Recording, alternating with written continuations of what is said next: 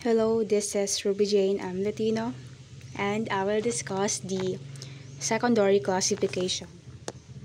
So, dito sa secondary classification, ang focus lang nito is our index finger. So, yung index finger natin is located siya sa fingers number 2 and fingers number 7. So, take note of this finger number 2 and finger number 7 because there's a big possibility na ito yung itanong ng examiner.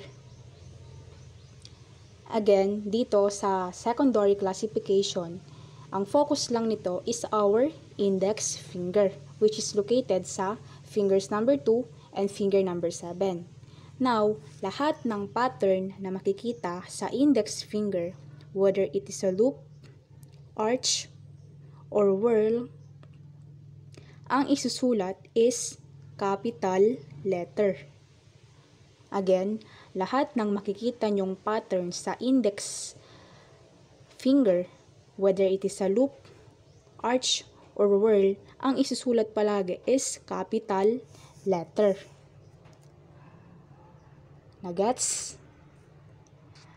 So again, para mag-retain sa utak nyo, secondary classification, ang focus niya lang is index finger.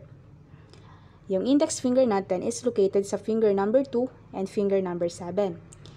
Sa secondary, kahit anong pattern ang makita nyo sa index finger, whether it is loop, arch, or whirl, ang isusulat nyo palagi is capital letter.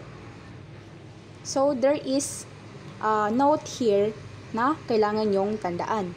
Note na ang ilalagay nyo for whirl pattern and ulnar pattern ay dash. Lahat ng makikita nyong whirl pattern and ulnar pattern except sa index, ang isusulat nyo palagi is dash. Small letter naman for rat. Ano ba yung rat? Radial, plain arch, and tented arch. Kapag nakita nyo itong mga symbol ay mga pattern na to, radial, plain arch, and tented arch, ang isusulat nyo is small letter. Kapag whirl pattern naman, or ulnar pattern, ang isusulat nyo is dash. So, balik tayo dito sa secondary classification.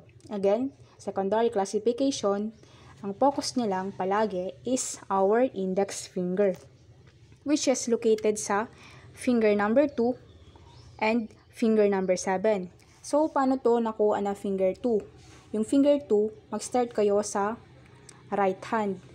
Yung finger number 1 is our thumb. Finger number 2 is our index. So, sa left naman, our finger number 6 is left thumb. Left index is our finger number 7. Take note of this because there's a big possibility na ito yung itanong sa board exam. Nagets? Okay. Bye.